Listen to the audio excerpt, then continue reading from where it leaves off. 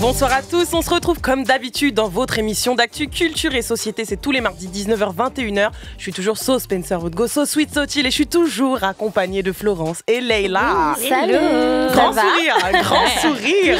On est passé en heure d'été du coup, beau temps. Beau temps. Tous les jours de bonne humeur. Never rain, never Allez, on est là pour débriefer de l'actu. Alors comme tous les mardis, venez passer 2 heures agréables avec nous. Vous pouvez nous écouter et aussi nous regarder en direct sur move.fr. Au menu de la pluie et le beau temps aujourd'hui, P. Diddy accusé de trafic sexuel, c'est l'affaire People et juridique du moment. On va revenir sur les détails de ces accusations extrêmement graves. Et Flo, tu vas nous faire l'état des lieux des cas similaires en France. Ouais. Et avec cette sombre affaire, on va parler avec toi, Leïla, de la cancel culture. Faut-il séparer l'homme de l'artiste ? Ouais, et on verra à quel point cette question est problématique et aussi comment on peut avoir du mal un peu à boycotter certains artistes. On va voir ça. La techno berlinoise a été inscrite au patrimoine mondial de l'UNESCO. Si pour certains ce style de musique ne vous inspire rien, pour d'autres, croyez-moi, c'est un véritable étendard de la culture allemande, symbole de révolte contre un état totalitaire autrefois. Aujourd'hui, la scène techno berlinoise, c'est l'une des plus importantes au monde. Allez, on va tout vous expliquer sur ce mouvement et sur la grande famille des musiques électroniques en général. Jeudi dernier, l'Assemblée nationale a adopté une résolution qui reconnaît et condamne le massacre des Algériens le 17 octobre 61, c'était à Paris. Cette actu nous a donné envie de nous replonger dans le passé colonial de la France. Si Emmanuel Macron a été le premier président à qualifier la colonisation de crime contre l'humanité plus de 60 ans après les guerres d'indépendance, et là tu vas nous expliquer les raisons de ces années de silence. Exact. Et Florence, toi de ton côté, tu vas nous parler du rôle des programmes scolaires dans le devoir de mémoire. Ouais, et il y a un parallèle à faire entre la manière dont on enseigne le passé colonial de la France et la banalisation du racisme. Exactement. La porte du Titanic, vous savez, celle qui a sauvé la vie de Rose à la fin du film, sachez qu'elle a été vendue aux enchères pour plus de 665 000 €. Ouais, vous m'avez bien entendu. C'est la somme colossale qui a été posée pour acheter l'objet de tous les débats. Leïla, tu vas nous expliquer en quoi Titanic, c'est un film plus que culte. Et justement avec toi, Flo, on va parler du business des ventes aux enchères. Tout ça et bien plus encore, c'est dans la pluie et le beau temps. Allez, c'est parti. La pluie et le beau temps. La pluie et le beau temps. Alors depuis lundi dernier, le rappeur et businessman P. Diddy, il est dans la sauce. Il est au cœur de l'actu People aux States et outre-Atlantique et on va en parler, je vais tout vous expliquer. Alors déjà, premièrement, lundi dernier, 2 de ses résidences à Miami et Los Angeles ont été perquisitionnées en direct par des agents fédéraux. Franchement, c'était spectaculaire puisqu'il y avait des images des interventions des forces de l'ordre. Toutes ces images, elles ont été diffusées en direct à la télé américaine et donc forcément en même temps sur les réseaux sociaux. Alors pour vous décrire un peu la scène, il y avait des policiers armés qui sont entrés dans 2 de ses propriétés luxueuses et comme le principal intéressé Diddy n'était pas là, tout le monde sur place a été menotté pour que les fouilles se passent correctement. Il y avait aussi ses fils Justin et King Combs et là c'est franchement la honte internationale à ce moment-là, c'était la folie sur les réseaux puisque les causes de tout ça ce sont des poursuites pour viol, agression sexuelle et trafic sexuel sur Sean Combs, l'homme qu'on appelle P. Diddy. Non mais surtout que là ça pète maintenant mais ça date pas d'aujourd'hui. Ouais, grave, et justement c'est parce que des plaintes se sont accumulées qu'aujourd'hui on en est là, tu vois. En vrai, heureusement qu'il y a eu Cassie pour en parler. Cassie, Cassandra Ventura, c'est elle la donneuse d'alerte. Alors pour ceux qui savent pas qui est Cassie, déjà c'est une chanteuse R&B de 37 ans et elle est connue pour des titres comme Long Way to Go.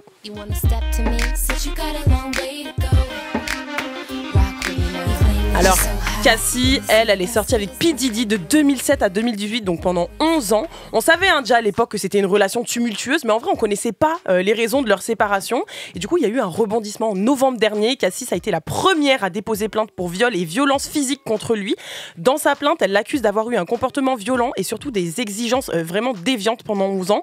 Elle a expliqué avoir été battue plusieurs fois, forcée à avoir des rapports filmés avec des hommes prostitués. Et 2 jours plus tard, comme par hasard, il y a eu une annonce comme quoi il y a eu un accord à l'amiable. Il n'y a eu aucun détail qui a été donné, mais on sait aussi qu'elle a déclaré qu'il aurait, lui, abusé de son influence dans l'industrie de la musique pour l'intimider et le faire taire, au risque, forcément, de ruiner sa carrière. Mais par rapport à Cassie, il y a même une histoire avec Kid Cudi. Ouais, exactement, parce qu'en fait, après P. Diddy, elle est sortie avec Kid Cudi, et à l'époque, P. Diddy, il aurait menacé de faire exploser sa voiture, et comme par hasard, sa voiture a effectivement explosé. C'est Kid Cudi qui l'a confirmé au New York Times. Non mais sans parler des autres déclarations d'autres meufs, après Cassie en fait. Ouais, et justement après Cassie, je pense que ça a donné du courage à d'autres femmes, comme dans beaucoup d'affaires comme ça. On a Joy Dickerson-Neal qui reproche à P. Diddy de l'avoir drogué et agressé sexuellement en 1992, s'il vous plaît. En plus, il l'aurait filmé et diffusé la vidéo pour se venger d'elle. Donc c'est ce qu'on appelle du revenge porn, on en a déjà parlé ici. En décembre, c'est une autre femme prénommée Jane Doe qui l'a accusée de viol en réunion alors qu'elle avait seulement 17 ans en 2003.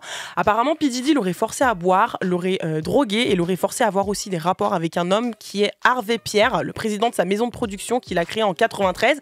Et devinez comment s'appelle cette maison de production?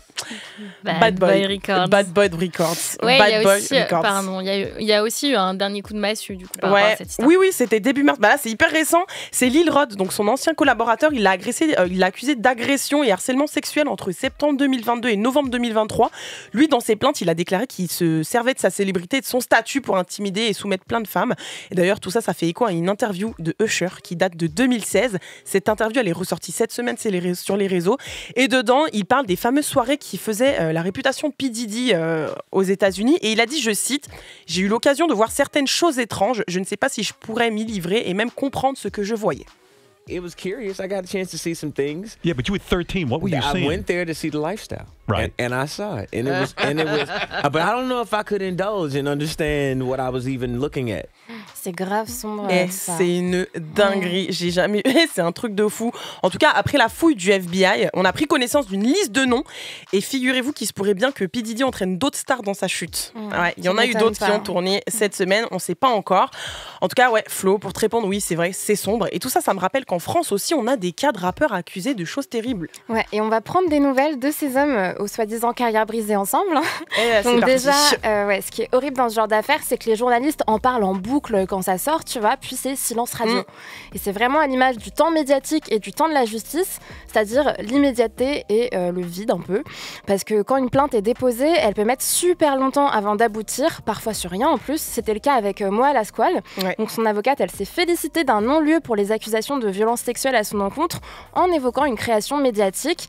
Donc pour rappel, il avait été mis en examen pour agression sexuelle et des violences sur d'ex-conjointes en 2021 et puis aussi pour viol en juillet 2022. Par contre, il sera jugé pour violence sur conjoint ou séquestration sur ses anciennes compagnes. Ouais, c'est vrai, je m'en souviens. Et ça, en plus, ça faisait suite au mouvement Balance ton rappeur. Bah ouais, tout avait commencé avec le témoignage d'une certaine Romy.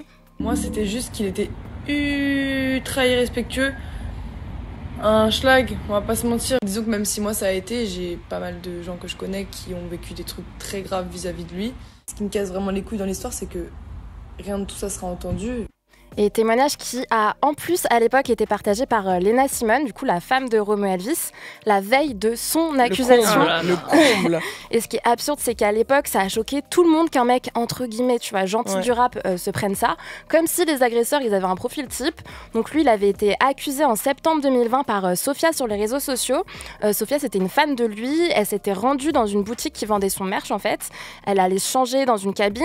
Et lui, il a eu la bonne idée de la suivre alors qu'il n'y était pas invité. Ensuite, il lui a touché la poitrine et aussi les fesses. Et face à la tourmente médiatique, il s'était excusé, comme ici chez En Aparté. C'était une remise en question nécessaire. C'était un geste déplacé. Je me suis excusé personnellement auprès de la personne, je veux dire, et publiquement. Je pense que c'était nécessaire de prendre ses responsabilités, de se rendre compte de ce qu'on représente publiquement. Et évidemment, vous connaissez ma sœur, vous connaissez ses convictions. Donc évidemment qu'on a parlé et on a discuté longuement et sincèrement. Et en vrai, il faut quand même se l'avouer, c'est rare un mec qui prétend assumer, se remettre en question et qui s'excuse. Vous en avez pensé quoi à l'époque de ça? Moi, j'étais hyper étonnée quand c'est sorti. J'avoue que je m'attendais pas à son nom. C'est vrai que tu l'as dit, il n'y a pas de profil type. Ouais, mais l'imaginaire collectif, c'est vrai qu'il y a un truc qui se passe. Ouais. C'est ça. Après, c'est bien de s'excuser, mais il n'y a pas à faire ça en fait. Enfin, y a pas. Ouais, après, moi, je trouve ça cool. Pareil, je trouve ça bien d'assumer les choses et de se rendre compte que tu as fait une erreur ou que tu as agressé quelqu'un. Après, moi, ce qui me dérange le plus, c'est quand il parle de sa sœur. Parce qu'au final, c'est plus sa sœur qui a pris pour lui. C'est vrai, ouais. Mais après, justement, sa sœur, je pense que les gens faisaient que de lui poser la question de comment c'est possible d'avoir une sœur comme la tienne et finalement de... Alors qu'elle y est pour rien, en fait. Ouais, mais je pense qu'elle, on lui a beaucoup dit, ah bah t'es là, tu défends les meufs, mais regarde ce que ton frère il fait. Alors que je pense qu'elle condamne autant ce que son frère fait que ce qu'un inconnu ferait. Bah oui. Toi, t'en penses quoi, du coup? Bah, moi, en vrai, je trouve ça quand même cool dans le sens où... comme je disais, c'est hyper rare. Enfin, moi, j'entends jamais ça. J'entends que des mecs qui disent non, c'est faux, qui minimisent, qui disent non, mais c'est ma perception ou je sais pas quoi. Et au moins que ce soit sincère ou pas, là, il a quand même fait l'effort. Enfin, après, faut pas applaudir un poisson qui nage, mais il a assumé, il s'est excusé. Et je trouve que c'est la base, quoi. Après, le truc qui a déploré, c'est comme vous l'avez dit, la réaction du public, où en fait, il y a eu énormément de gens qui se sont mis à pointer du doigt, du coup, sa meuf, mais surtout sa sœur quand c'est arrivé, en mode balance son frère, mais comme si être féministe, ça donnait le super pouvoir de contrôler le comportement des gens qui t'entourent. Bref, c'était juste dingue, quoi. Non, c'est n'importe quoi. Comme on a dit, elle est pas du tout responsable de tout ça, tu vois. Et en plus, quelques semaines après, c'est le site d'information Street Press qui a épinglé le rappeur Retro X. Ouais, lui, il avait été accusé par 8 femmes de viol et d'agression sexuelle. Certaines racontent qu'en fait, son délire, c'était de les contacter sur Insta pour se voir et qu'ensuite, elles avaient plus souvenir de leur soirée. Donc vraiment hyper flippant, sachant que ça se passait dans une garçonnière souvent et qu'en fait ça avait commencé avant qu'il soit connu et que des gens le savaient, comme souvent en fait, mais bref. Ouais. Mais tout le monde se tait en fait. Ouais. Et en retour, lui, il a porté plainte pour diffamation contre le média Street Press, en classique. Sinon, on peut continuer cette liste avec, encore longtemps, mais là avec Naps. Donc lui, en octobre 2021, il y a eu une ouverture d'enquête. L'histoire, c'est qu'une jeune femme de 20 ans avait déposé plainte pour viol en expliquant qu'elle n'avait pas pu refuser parce qu'elle était en fait paralysé face à lui. Il avait réagi sur les réseaux sociaux avec un message très chill qui commence par ma team.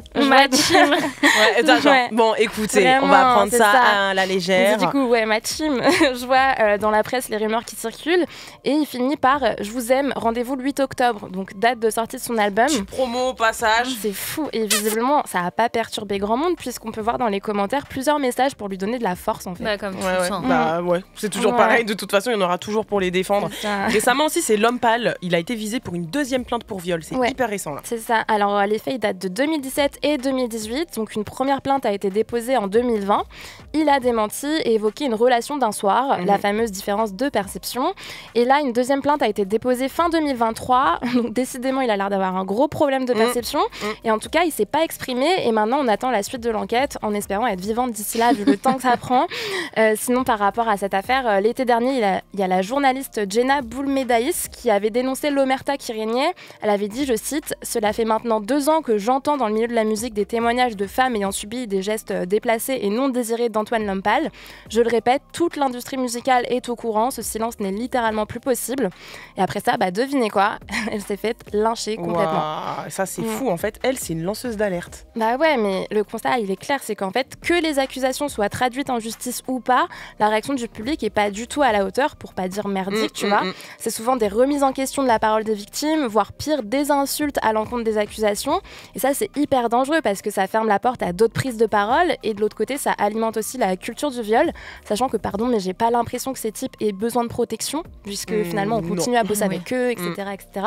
Alors maintenant, il faudrait qu'on remette en question autre chose, comme le fait justement de continuer à bosser avec eux, ou simplement de les écouter. Et ça tombe bien, puisque c'est ce qu'on va faire dans quelques instants. Tu m'as bien teasé, là.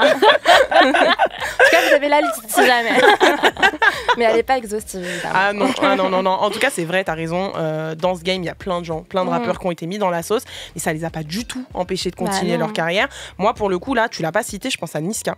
Lui, c'était violence conjugale. Niska, c'était en 2019. Il a été accusé d'avoir frappé Aya Nakamura, avec qui il sortait à l'époque. Et d'ailleurs, Aya, en 2020, il était l'invité de Léa Salamé pour son podcast Femmes puissantes sur France Inter. Et elle a expliqué, donc elles sont revenues sur cet épisode, et elle a expliqué qu'elle regrettait de ne pas avoir porté plainte et surtout qu'elle en a eu honte. Vous, en mars 2019, vous avez publié sur vos réseaux sociaux une photo de vous. Tu méfiais. Vous aviez subi des violences. Pourquoi vous l'avez publié ? Déjà, je l'ai publié, mais sans forcément attendre quoi que ce soit. Et quand j'ai vu tout ce qui se passait, les médias qui avaient tout repris, etc., je me suis dit, waouh, ah non, je veux plus, en fait. J'avais quand même un peu honte. Je me suis dit, ça pourrait... Je pensais pas que ça pourrait m'arriver à moi, et je pense que je l'ai publié juste parce que j'avais envie de la poster, pour dire, regardez, moi aussi ça m'est arrivé, en fait. Comme quoi, il n'y a pas de statut, il n'y a pas de nom, même, ça peut arriver à tout le monde. Tu peux avoir l'air d'être une femme forte et bien tout. Sûr, exactement. Ça veut rien dire. C'est clair. Et plus récemment encore, il y a eu Caris. Pareil, même histoire, il a été jugé pour violence conjugale. Lui, en 2021, c'est son ex-femme avec qui il avait été de 2007 à 2020.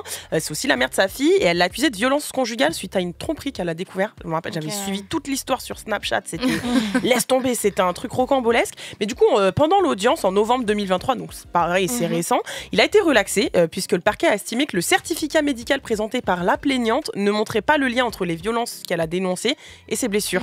Donc à la suite de ça, ça me Caris, fait tellement mal d'entendre ça. Ouais. En plus, elle avait bien détaillé le truc, tu vois. Donc c'est vrai que bon, après voilà, il a été, on va dire entre guillemets, innocenté, et lui, il a continué sa carrière. Il a même rempli 2 fois l'accord Hotel Arena en février dernier. Et des cas comme ça, il y en a plein. Je pense à Doc Jenico, je pense à Huss l'Enfoiré, et enfin voilà, bref, il y en a aucun qui a été boycotté. Alors Leïla, moi, on va en parler après. On va voir avec toi s'il faut supprimer les œuvres de toutes ces personnes. Est-ce qu'il faut les cancel? Ça sera le...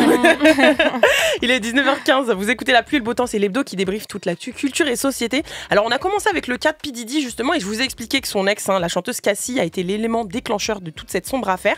Du coup, je me suis dit que ce serait bien d'écouter un de ses tout premiers sons pour lui donner de la force. Cassie, Me and You, c'est tout de suite sur Move. Alors on est revenu sur l'affaire P. Diddy qui est actuellement impliquée dans une sombre affaire de violence et de trafic sexuel. Je vous ai longuement expliqué le déroulé, et Flo, tu nous as fait le point aussi sur les cas en France, que malheureusement beaucoup de personnalités publiques connaissent. Alors juste avant la musique, on a parlé des rappeurs français qui ont continué leur carrière tranquillement malgré les procès, les accusations rendues publiques, tout ça. Et c'est vrai qu'avec ces questions-là, on peut se demander est-ce qu'il faut appliquer la cancel culture? Qu'est-ce que c'est la cancel culture? C'est le fait de dénoncer puis de boycotter. En gros, c'est la français pour those who don't speak English. Et du coup, ça n'arrive pas malheureusement que dans le monde de la musique. Je sais pas si vous vous en souvenez, mais en 2019, il y a un collectif de militantes féministes qui a protesté devant le cinéma Le Champeau à Paris. Et c'était pour l'avant-première du film J'accuse de Roman Polanski. Alors pour rappel, lui, il est poursuivi depuis 1977 aux États-Unis pour le viol de Samantha Gailey, une ado de 13 ans à l'époque. Mais pas que, on le sait, depuis ces dernières années, il y a 11 autres femmes qui ont témoigné pour le même acte. Alors Leïla, dans ces cas-là, peut-on séparer l'homme de l'artiste? C'est tabou, c'est touchy. Exactement. Mais pour revenir à cette manifestation, c'est un des symboles de la cancel culture. Donc c'est un phénomène qui apparaît sur les réseaux sociaux et qui consiste à appeler au boycott massif d'un artiste ou d'une personnalité considérée comme problématique, accusée de choses graves ou d'avoir tenu des propos intolérants. Et c'est un phénomène qui a été conceptualisé depuis le mouvement MeToo et surtout depuis que Kevin Spacey, je ne sais pas si vous voyez qui c'est, l'acteur de House of Cards, donc qui a été évincé de cette série-là alors que c'était le personnage principal de Une et que la saison avait déjà été tournée après qu'il ait été accusé d'agression sexuelle. Après, je l'ai dit, tu vois, la culture cancel, c'est très touchy, c'est très critiqué. Tu peux nous expliquer pourquoi? Parce qu'il y a des figures publiques tout simplement qui se posent des questions sur son efficacité, et surtout les personnes qui sont contre, elles disent que faire taire les voix problématiques, c'est pas la meilleure solution. Selon la journaliste Jenna Wortham, la cancel culture, c'est pas très efficace et ça revient à faire face aux symptômes d'une société malade plutôt que traiter la maladie. En gros, à l'écouter, le cancelling, c'est l'arbre qui cache la forêt. Est-ce que vous êtes d'accord avec elle? Oh non, mais c'est dur de dire ça, je trouve. Parce qu'il y a un truc où, bien sûr que c'est efficace, parce que en gros, la personne va voir qu'il y a des conséquences là où il n'y en a pas juridiquement souvent ou autre. Et surtout, ça va les toucher eux, particulièrement, tu vois, parce que ça touche à leur art et ça aussi, c'est une forme de honte. Et parfois, ça va de soi, c'est quand quelqu'un te dégoûte, t'as pas envie en fait de lui donner du crédit, d'aller le voir, je sais pas, enfin, t'en penses quoi, ça? Ouais, moi je trouve que c'est moche de dire que c'est pas efficace. Chacun fait les choses à son échelle, et bien évidemment qu'on aimerait que les problèmes ils soient réglés à la source. Mais vu la longueur et la complexité des procédures judiciaires ou même l'impunité de certains agresseurs, ça l'est pas toujours, quoi. Après, il y a ceux comme Catherine Deneuve qui dit qu'il faut séparer l'homme de l'artiste et que passer toute une œuvre sous silence, c'est injuste. Donc elle voit vraiment le côté artistique. Ouais, mais ça, c'est un argument qui m'énerve. Ouais, moi aussi. Parce que l'homme, c'est l'artiste, et vraiment, enfin, je trouve que c'est comme essayer de savoir qui était là en premier entre l'œuf et la poule. Mais quelle métaphore incroyable. Et pour moi, en gros, dire qu'on sépare l'un de l'autre, c'est le protéger et lui donner un alibi. Claire. Si demain, j'apprends que mon boulanger, il bat sa femme, t'arrêtes d'aller lui acheter du pain. Ouais, voilà, et je vais pas dire qu'il faut séparer l'homme du boulanger. Non, mais clair. Non, je vais juste arrêter d'aller acheter ma baguette chez les gens. Franchement, mais sérieux. Et espérer qu'il se fasse condamner, quoi. Non, mais je suis grave. Et c'est pareil pour les acteurs, les chanteurs, les écrivains, pour tout. Et c'est un truc, je trouve, qu'on réserve aux hommes en plus, parce que on parle toujours de la vie privée des artistes féminines parce qu'on trouve ça passionnant. On dit que c'est croustillant de savoir avec qui elles couchent ou comment elles se comportent avec d'autres hommes. Alors que quand il faut exposer la violence des hommes, les agressions sexuelles ou leur obsession pour les corps de très jeunes filles, c'est quelque chose qu'il faut séparer de leur métier et un peu garder secret. Et tout ce délire aussi de séparation de l'homme et de l'artiste, je trouve que que c'est typiquement français. Et après le mouvement MeToo, ça montre qu'on a voulu protéger les artistes et le cinéma sans écouter les victimes. Par exemple, les récits des victimes, ils sont plus durs à trouver, alors que les défenses des bourreaux, elles sont massivement relayées dans les médias. Et ça en dit long sur la place qu'on leur laisse et sur le silence auquel on les condamne. Et c'est ce que disait du coup Adèle Haenel lors d'un live pour Mediapart sur les violences sexuelles dans le monde du cinéma. Elle parlait de la responsabilité de la société et de la difficulté d'écouter la parole des victimes. Le silence, c'est la meilleure façon de maintenir en place un ordre qui est lié à l'oppression. Les gens qui n'ont pas accès à la parole, ce sont les gens opprimés. Et vice-versa, n'est-ce pas? Mais c'est ça, c'est pour ça que c'est crucial de parler. Et du coup, est-ce que vous avez cancel des artistes depuis qu'ils sont accusés de violence ou qu'ils ont eu des propos qui vont un peu à l'encontre de vos convictions? Forcément, le cas numéro 1, moi qui aime le R&B plus que tout, c'est R. Kelly. Je voulais en parler, moi aussi. Ouais. En fait, ça me dégoûte. Tu vois, genre je peux pas écouter un son sans y penser, même si ça va tomber dans ma playlist ou quoi que ce soit. Et même, je peux pas faire comme si de rien n'était en fait. Sans y penser, c'est aussi sans te dire toi, mais attends, qu'est-ce que tu fais? Enfin, c'est ta morale, tu vois. Il y a un déjà truc, et il y a tout ce truc de. Les paroles d'R. Kelly, elles sont quand même très explicites. Et quand tu sais toutes ces histoires de trafic sexuel et de viol, tu te dis, mais en fait, là, je suis en train d'écouter. Peut-être que en fait, je comprends les paroles. La description d'une agression, tu vois. Parfois, ça marche pas. Par exemple, moi, je sais que j'ai du coup cancel Romo Elvis et L'Homme Pâle. Enfin, moi, j'aimais bien avant. Il y a quand même des belles musiques d'amour où t'es genre, ça avait l'air mignon. C'est dommage. C'est la menteur. C'est dommage. Et même si c'est contre le principe de présomption d'innocence, moi, mon principe moi, c'est de croire les victimes, donc oui. Et on parlait du cas d'R. Kelly, et j'en parlais avec des amis aussi en préparant l'émission. R. Kelly, je rappelle, c'est un chanteur de R&B qui a été condamné pour agression et trafic sexuel de mineurs. Personnellement, je considère que le R&B, c'est lui. C'est lui. Non, mais clairement. Mais je peux pas soutenir un criminel, donc j'ai arrêté d'écouter ses chansons et ses projets. Mais pareil, c'est impossible de complètement le boycotter parce qu'il a écrit et produit pour énormément d'artistes, genre Usher, Céline Dion, Michael Jackson, Alia, etc. Donc des fois, j'ai ce truc de me dire... Si je veux complètement le cancel, je me ferme la porte aussi à beaucoup de choses que j'aime. Je sais pas si vous voyez ce que je veux dire. Il est partout, il est omniprésent. Mais oui, bien sûr. C'est clair. Après, même si elle est critiquée, la cancel culture, elle permet aussi d'éveiller les consciences et de dénoncer, surtout. Exactement, parce que c'est primordial de continuer à dénoncer les crimes ou les propos déviants. On a la chance d'être à l'ère des réseaux sociaux qui donnent une plus grande résonance que les médias aux témoignages de victimes. Il y a quelques temps, ce genre d'accusation s'était fait dans le secret, tu vois, c'était très confidentiel. Et plus souvent, c'était les victimes qui étaient cancel. La cancel culture, c'est vraiment une sorte de contre-pouvoir, je trouve. C'est un peu comme une grosse mobilisation contre une personne qui a beaucoup de pouvoir et qui a l'air d'être au-dessus des lois. Et perso, je trouve que c'est important de continuer à s'indigner face à l'oppression, à la violence, à l'impunité qu'il y a dans les arts ou dans la société en général. Et si un jour ça s'avère faux et que j'ai cancel quelqu'un d'innocent, je suis désolée, mais c'est la vie. Je préfère croire une fausse victime plutôt qu'un potentiel agresseur. Après, tu l'as dit, c'est vrai, la cancel culture aujourd'hui, elle a un gros poids, mais malheureusement, ça brise pas des carrières. En tout cas, pour une grande majorité d'artistes, tu vois, là, on a parlé de L'Homme Pâle, toi qui l'écoutes et qui a décidé de le boycott. T'as vu qu'il a fait, il a rempli 3 soirs de suite l'accord Hotel Arena en décembre. Moi, je trouve ça fou quand même. Ouais, il n'y a pas eu de... Enfin, je trouve qu'il y a eu beaucoup de mouvements sur les réseaux sociaux et tout, mais je m'attendais vraiment à ce qu'il y ait plein de gens qui déchirent leur place de concert et qui n'y aillent pas, tu vois. J'avais vu aussi sur Internet qu'il y avait des ventes, des personnes qui essaient de revendre les places parce que du coup, depuis toutes ces accusations-là, il y a plein de gens qui ne l'écoutent plus. Mais ça n'a pas... ça n'a pas changé la chose. 3 fois, excusez-moi, mais 3 fois l'accord Hotel Arena. C'est beaucoup quand même.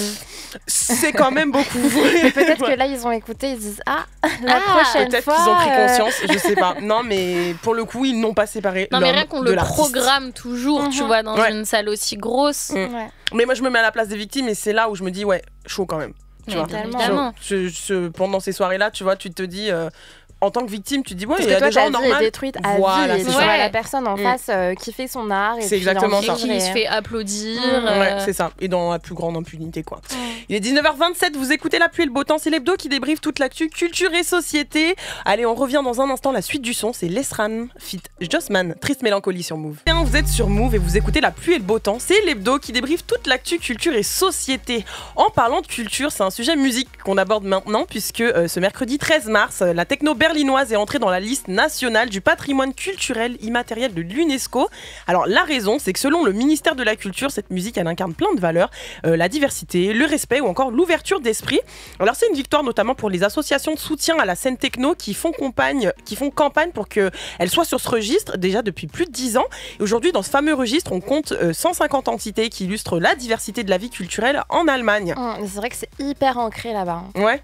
Alors c'est vrai, la techno, c'est fondamental, surtout dans la culture à Berlin, parce qu'en fait depuis les années 90, c'est une musique qui est devenue un symbole de liberté et de renouveau. Alors tout ça, ça remonte à l'époque de la chute du mur de Berlin en 1989.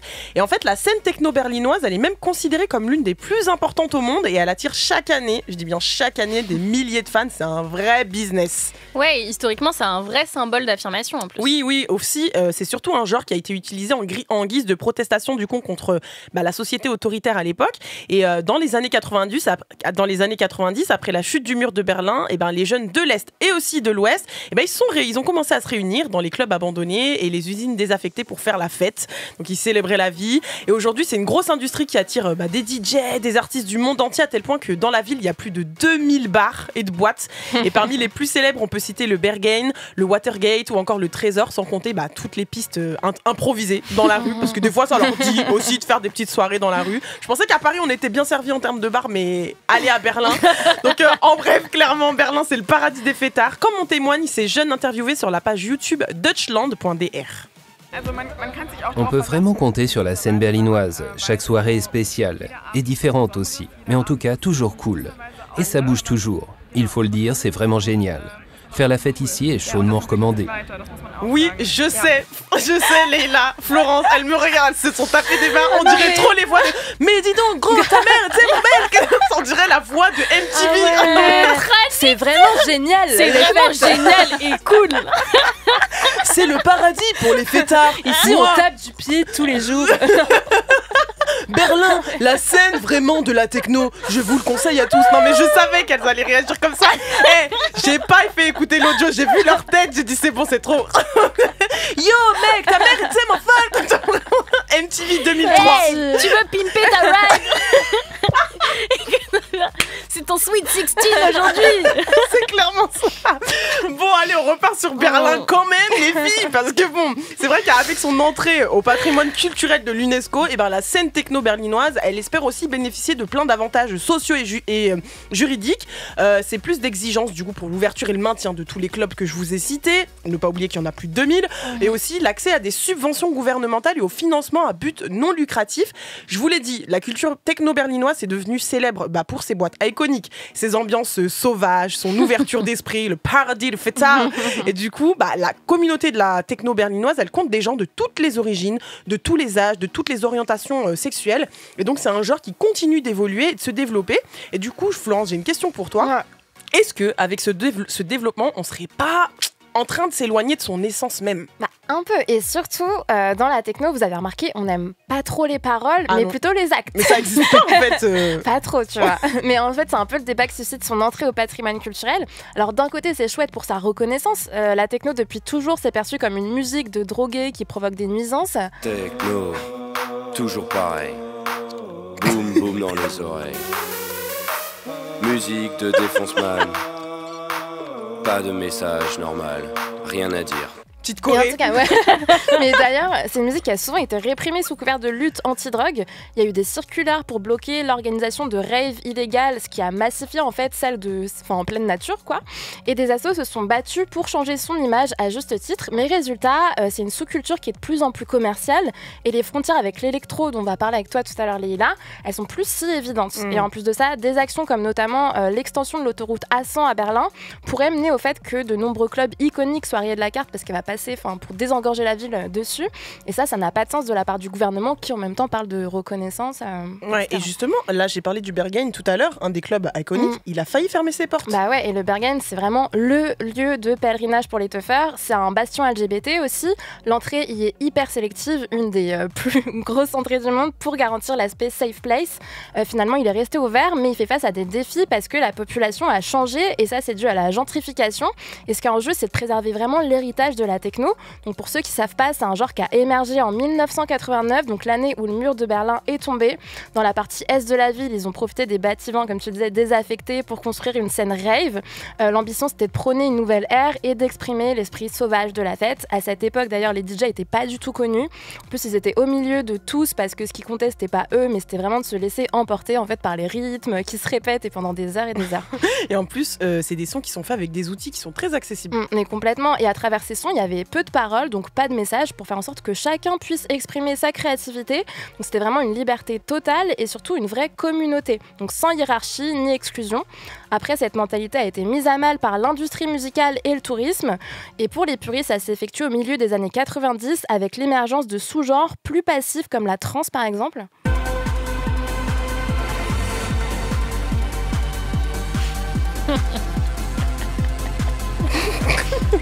J'imagine une scène de film. Hé, salut toi. Ça va? Ça fait combien de temps que t'es là? Mais du coup, ça a commencé à faire beaucoup plus d'argent. Donc certains squatteurs sont devenus riches.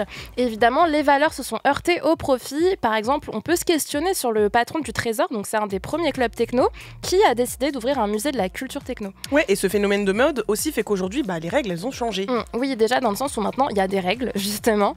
Toutes les boîtes branchées se mettent à la techno et invitent des DJ qui sont aujourd'hui des stars. Puis recalent les gens qui sont pas assez bien habillés, alors que dans l'esprit, chacun est censé être soi, quoi. Toutes les grandes villes européennes ont même leur festoche de style sonar à Barcelone. Les billets de ces événements coûtent de plus en plus cher. Et on parlait de Bergen tout à l'heure, on trouve carrément des tutos sur internet pour savoir comment y entrer.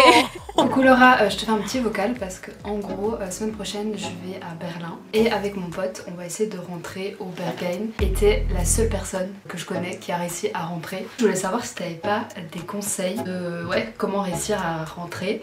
Et ça c'est vrai parce que j'ai même trouvé des tutos pour apprendre la danse techno. Non mais dinguerie, j'ai l'impression. Mais moi j'aimerais trop entendre les conseils pour rentrer. Genre ouais. Mais au final je crois que la vidéo c'était un échec. Ah ok. Sérieux? Tu peux faire tout ça mais tu vas pas. Tu sais, j'ai l'impression que c'est un tuto pour rentrer dans les grands palaces sur les Champs-Élysées, tu vois, angoisse quoi. Et c'est vrai que ce succès, ça fait que ça attire un public toujours plus large et toujours plus diversifié. C'est ça, et ces personnes font l'objet de gatekeeping. Donc c'est un terme qui désigne le fait d'être agacé quand une personne qu'on juge illégitime partage nos centres d'intérêt, qu'en gros on veut que la reconnaissance reste limitée à un cercle restreint. Est-ce que vous captez les gens que ça dérange un peu cette nouvelle population du coup qui n'est pas esprit techno? Moi je peux comprendre que ça puisse saouler, surtout quand il se réapproprie ton truc et qu'il est plus accessible. Tu vois, c'est un parallèle qu'on peut faire avec le rap qui s'est gentrifié de ouf. Qui disait que ça avait un peu un gars écho en régie. dans... Ce gars de la régie, toujours le même. C'est le skate. Ouais. Et puis on peut en parler dans tout, dans le punk. Oui, voilà. Et du coup, ce qui fait que c'est plus accessible aux gens qui font l'essence même de cette culture-là, moi je peux le comprendre. Et surtout qu'avec cet embourgeoisement, du coup, la fête est plus du tout en marge et elle se rapproche des centres-villes ou alors l'inverse. Le prix du marché dans les lieux alternatifs, il grimpe. Et en gros, tu te rends compte que la techno s'est déplacée dans les lieux qui la méprisaient en dépit des minorités qui l'ont construite, en fait. Et du coup, ceux qui sont là depuis le début peuvent même plus se payer le luxe d'y rester.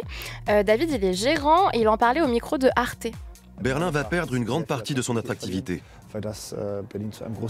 Ce côté libre et sauvage très emblématique des années 90, c'est ce qui fait le charme de cette ville et de ses clubs. Il s'agit de friches qui sont en constante mutation et qui n'ont rien à voir avec les lofts luxueux refaits à neuf, les tours de bureaux ou ce genre de choses. Et en tout cas, pour l'instant, Berlin, c'est 1 milliard d'euros issus de cette industrie par an. D'après Pinterest, la culture rave était la tendance de 2023, ça me tue. Et d'ailleurs, sur la plateforme, les recherches Berlin Rave Fashion ont augmenté de 250%. C'est énorme. Non mais c'est énorme. Sur les associations, bref. Et du coup, c'est dommage parce que, c'est pas le c'était mieux avant, mais c'est plus comme le disait l'ancien maire de gauche, désolé pour son prénom, Klaus Wowereit. Du coup, il disait Berlin est pauvre mais sexy. Et en fait, c'est ça qu'on aime. Après, tu sais, on l'a dit tout à l'heure, on faisait le parallèle avec Paris. Berlin, en termes de superficie, c'est 7 fois Paris. C'est grand, immense. Ouais. Alors, en vrai, je pense qu'avec la force des collectifs qui soutiennent, notamment ceux qui étaient heureux de son entrée au patrimoine de l'UNESCO, je pense en vrai qu'il y a des nouveaux lieux qui vont voir le jour, qui seront toujours beaucoup plus libres, qui vont respecter les codes de cette techno qui est arrivée dans les années 90 justement. Moi, je pense pas que la techno est morte. Enfin, en tout cas, je pense pas qu'elle va s'arrêter. Elle est morte, mais je pense que ça va bénéficier aux gros lieux du coup. Tu vois, les petits lieux, ça va être plus compliqué pour eux de survivre. À part si ils en créent des clandestins ou des nouveaux où tu vois, genre les gens. Est-ce qu'on est en train de lancer des idées pour nos petits berlinois? Écoutez, business is business. Eh oh les gars, vraiment. 19h41, vous écoutez La Pluie et le Beau Temps, c'est l'hebdo du mardi qui débriefe toute l'actu culture et société. On vous parle de techno et pour ceux qui ne connaissent pas trop le genre, on va vous faire découvrir un son du DJ et producteur français Paul Seul. Florence, c'est toi qui nous l'as proposé. Il est soft, hein, parce qu'on est quand même chez Move. Amoureuse, c'est tout de suite sur Move. 19h45 pile sur Move, en direct de votre hebdo qui débriefe toute l'actu culture et société sans tabou. On vous a parlé de techno. On l'a su. Parce que là, ouais, amoureuse. Au cas où vous n'avez pas capté, elle est amoureuse. Du coup, on est sur un sujet musique, mais pas n'importe quel style, puisque je vous le disais un peu plus tôt, la techno berlinoise est entrée sur la liste nationale du patrimoine culturel immatériel de l'UNESCO. La techno berlinoise, on vous l'a dit, c'est une véritable institution en Allemagne, parce que depuis les années 90, c'est une musique qui est devenue un symbole de liberté et de renouveau, justement après la chute de la mur de Berlin en 89. Et en fait, la scène techno berlinoise, elle est même considérée comme l'une des plus importantes au monde, et on vous l'a dit tout à l'heure, elle attire chaque année des milliers de fans. C'est un vrai business. Alors nous, on s'est intéressé à ce style, et en interne, on s'est dit que ça pouvait être intéressant aussi pour vous, en tant qu'auditeur de Move, qui est une radio hip-hop, de vous expliquer la différence entre la techno et l'électro. Parce que c'est vrai, ce sont c'est des musiques électroniques, mais au final, ce sont deux genres totalement différents, et souvent, on fait la confusion entre les deux, et j'avoue que même moi, je fais parfois la confusion. Alors, ouvrez bien vos oreilles. Leïla, elle va nous faire un résumé de l'histoire de la musique électronique pour les nuls. Voilà. Oui, en gros, alors moi, la musique électronique, c'est vraiment pas quelque chose... qui m'est familier, c'est même très étranger. Oui. Mais en gros, à part les Daft Punk ou les DJ qu'on connaît tous, genre David Guetta, DJ Snake, Avicii ou Martin Garrix, j'y connais rien. Donc je me suis dit que ça serait une bonne idée de résumer un peu l'histoire de la musique électronique. Pour les nuls comme moi. Donc, est-ce que vous en écoutez en général? À part Daft Punk, si on peut considérer ça comme de l'électro. Oui, c'est de l'électronique. On disait avec un gars en régie, Justice.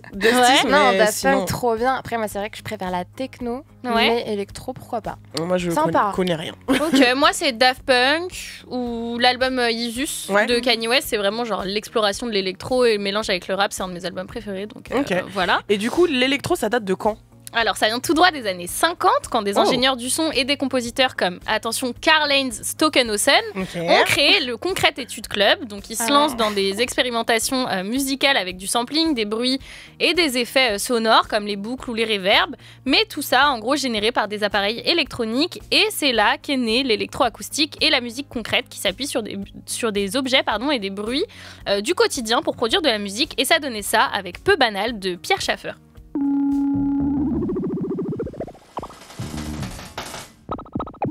On dirait un jeu vidéo. On dirait Pac-Man. Et toi, t'en penses quoi? J'aime bien. Ah ouais, tu pourrais écouter ça? Moi, ça me stresse un peu quand même. Ça me stresse de malade. Ouais, moi aussi, ça m'angoisse un peu. Mais en vrai, c'est pas super accessible, je trouve. Et ça faisait très musique expérimentale. Et c'est pour ça que dans les années 60, des musiciens vont essayer d'infuser la concrète et l'électroacoustique à des mélodies et des rythmiques plus grand public, pour pas que ça reste un style musical avant-gardiste et de niche. Et c'est surtout aux Pays-Bas qu'on va faire ça. Avec là-bas, la culture électro, elle est vraiment ancrée. Et avec des artistes comme Tim Disselveld et Kid Baltan avec The Song of the Second Moon.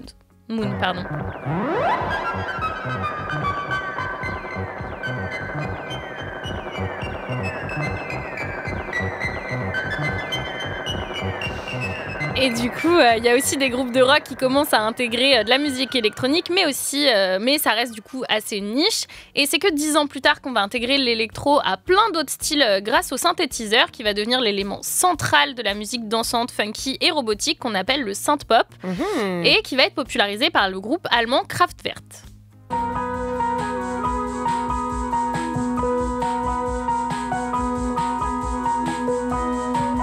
Ah, ça j'adore. Vous aimez? Ouais. Pas du tout. Pas du tout. Moi je trouve que c'est quand même En fait, ça parle plus que le premier extrait. Voilà, quand t'as écouté le reste, tu dis oui. Oui, non, mais je pense que c'est surtout plus accessible. Après, c'est pas quelque chose c'est pas quelque chose que j'écouterais dans mes écouteurs tout le temps. Mais en travaillant, parce que j'ai plein de playlists où il y a pas de paroles, bah ça, je pense que c'est un truc qui ça passe. fait un peu BO de film, je trouve. Ouais, exactement. Déjà revoir. En tout cas, la synthpop, du coup, ça domine vite les classements de musique électronique et ça a même donné naissance à plusieurs groupes qui ont un succès mondial comme Depeche Mode ou Tears of Fears. Et ça a été la première percée de la musique électronique, dans la musique pop. Après, ce qui a diffusé aussi la musique électro, c'est aussi qu'elle a beaucoup été utilisée pour les bandes originales, les BA des films d'horreur aux États-Unis ou encore pour la musique de jeux vidéo. C'est exactement ce qu'on était en train de dire. Ouais. Et dans les années 80-90, on va créer l'électronic dance music qui va vraiment faire que le genre va exploser. Donc c'est un peu le synth-pop, mais en plus dansant, en plus rythmé. Et ça mélange des éléments disco, des éléments du R&B ou de la funk pour les électriser. Et avec les progrès techniques et la baisse des prix du matériel musical comme les synthés, les boîtes à rythme ou les samplers, la musique se diffuse plus vite grâce à la multiplication des scènes musicales et des DJ qui vont pouvoir mieux mixer, produire et créer d'autres styles comme la house ou la techno. Carrément, et aujourd'hui on a des DJ qui sont devenus des vraies stars internationales et qui remplissent des stades. Ouais, et souvent la musique électronique elle est réduite à de la musique superficielle, de la musique de drogués ou juste de la musique pour danser en transe sans parole. Alors que non, les DJ sont de réels compositeurs, la musique électronique c'est devenu un genre à part entière qui a des centaines de sous-genres et qui se réinvente en permanence, qui a son côté très mainstream mais aussi plus underground et niché comme pour le rap, le rock ou la pop. Et aujourd'hui, il y a des villes qui caractérisent un mouvement de musique électronique comme Ibiza, Berlin pour la techno dont on parlait tout à l'heure, ou Chicago, et elles s'entre-influencent entre elles. Et il y a aussi des festivals comme Tomorrowland, qui sont le rendez-vous des fans de musique électronique à travers le monde entier. Vous avez déjà été dans ce genre d'événement ? Moi, j'ai jamais été dans un événement, que ça soit techno ou musique électronique. Ok, t'as déjà fait ça, Flo ? Techno plein, mais ça me fait trop rire parce que mon premier festival quand j'étais un peu ado, enfant, je sais pas, genre c'était Electro Beach à Perpignan. Mais je m'en rappelle, mais en fait j'ai déjà été. J'étais en vacances à Perpignan quand j'étais petite et c'était le seul truc un peu, tu vois. Moi, j'avais pas trop le droit de sortir. Mon grand frère, il était allé là avec ses potes. Et moi, j'avais fait un caprice pour y aller avec eux. À l'Electro Beach. Et je m'étais fait chier. Mais j'avais appelé mon daron pour qu'il vienne me récupérer. Moi, j'ai fait les plages électro à Cannes en 2000. Je devais avoir 18 ans, un truc comme ça. J'étais partie avec des copines et tout. Et on voyait grave du monde sur la plage. J'étais là, genre, ouais, soirée de ouf. En plus, ça fait comme dans les films, soirée sur la plage. Mais génialissime. Genre, tu me mets ça avec du hip-hop, mais c'est la meilleure soirée de ma vie. Au final, c'était horrible pour moi parce que vraiment je ne supporte pas, mais je voyais les gens qui kiffaient leur life et il y a eu beaucoup de débordements dans l'eau. Je n'en dirai pas plus. En tout cas, c'est vrai qu'en même dans un festival hip-hop, ça arriverait les débordements. Oui, c'est vrai. Non mais je n'incrimine aucun style. Hein. Je dis juste que moi c'était pas mon del, mais par contre ils ont kiffé leur life. C'était vraiment pas mal. Je sais pas si ça existe encore les plages électro à Cannes. Faudrait que je me renseigne pour ne pas y aller. Ça. Faudrait que je me renseigne. Pour moi, oui en tout cas. Oui, je pense aussi. Je pense ouais. En tout cas. En termes d'artistes connus, c'est vrai que l'électro, ça a un côté aussi mainstream, comme tu l'as dit, Leïla. On remarque quand même qu'il y a... je trouve que c'est quand même le même style d'artiste. Par exemple, il y a très peu d'artistes noirs qui en font, c'est niché. Et en 2022, Beyoncé, elle a voulu revendiquer ce genre musical un peu électro-pop avec Renaissance Acte 1. Et ça a été un succès mondial avec des titres comme Break My Soul que personnellement, j'ai trop aimé.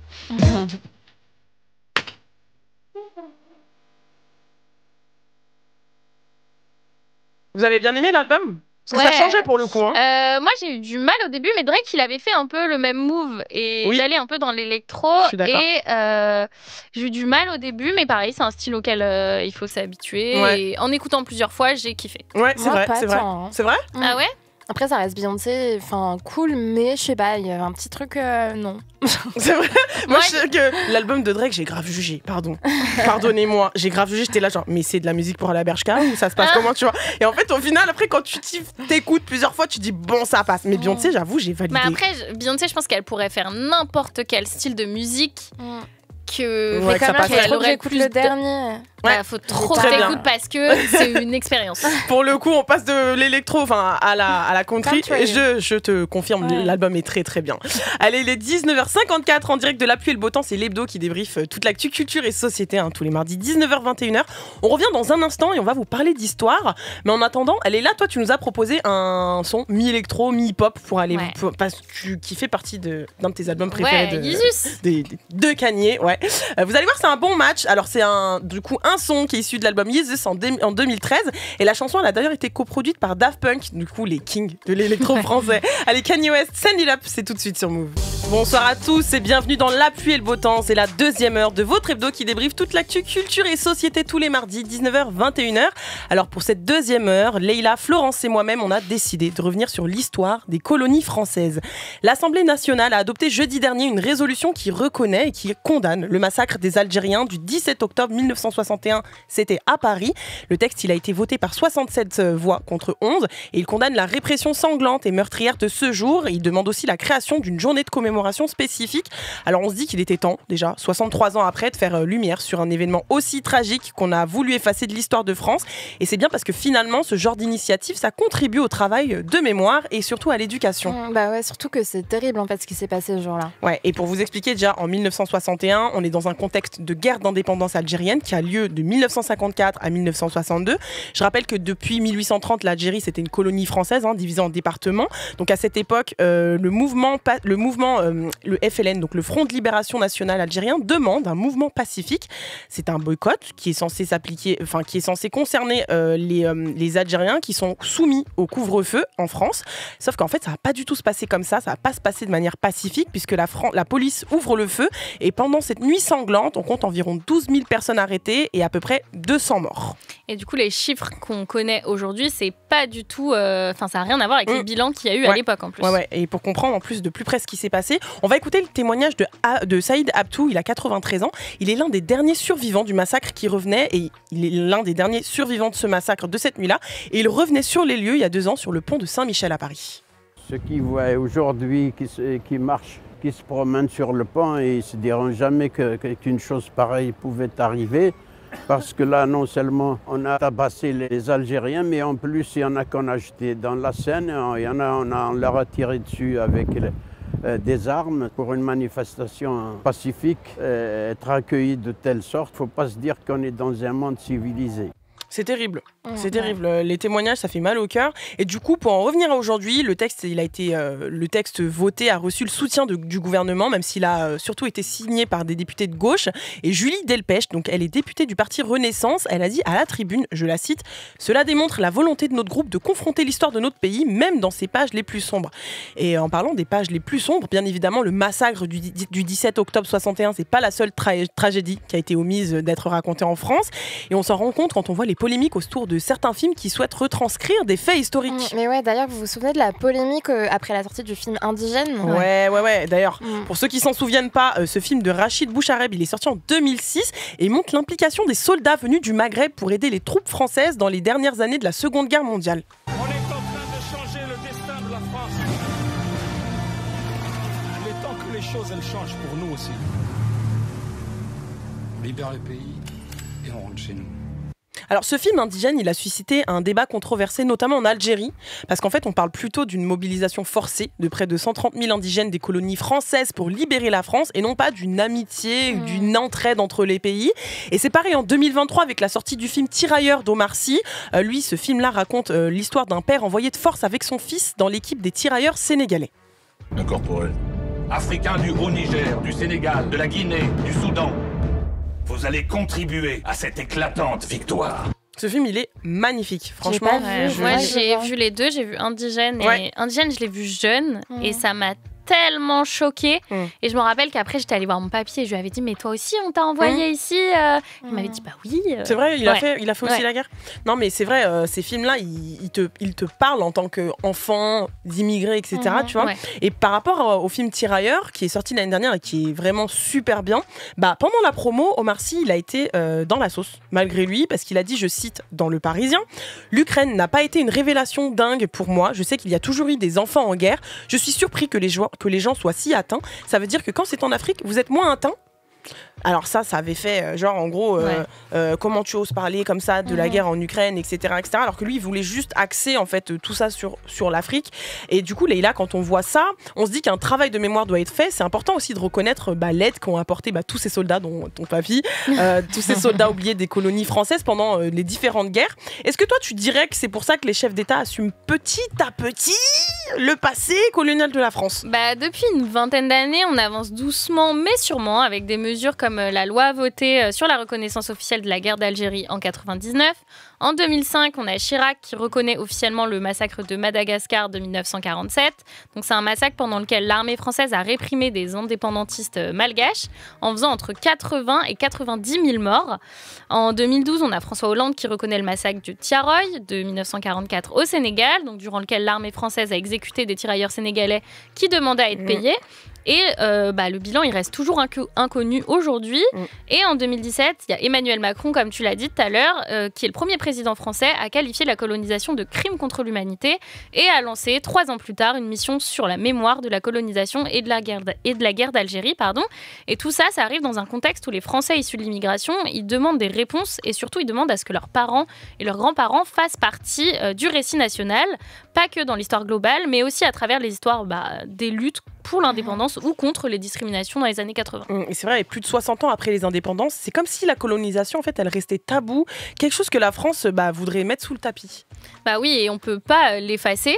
Ce qui est demandé, c'est un devoir de mémoire pour toutes les communautés, avec des musées, des monuments qui rendraient hommage à ceux et à celles qui ont combattu la colonisation, comme ceux qu'on a pour les bâtisseurs d'empire, entre guillemets, comme Napoléon ou Alexandre le Grand.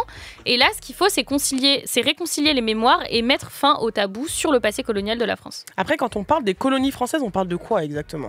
On parle de l'empire colonial qui a été créé au début du 19e siècle, avec l'occupation totale de certains pays d'Afrique et d'Asie, et la décolonisation, elle a commencé avec la guerre d'Indochine, donc du 1946 à 1954, et se termine avec les guerres du Cameroun, donc de 1955 à 1961, et d'Algérie de 54 à 62.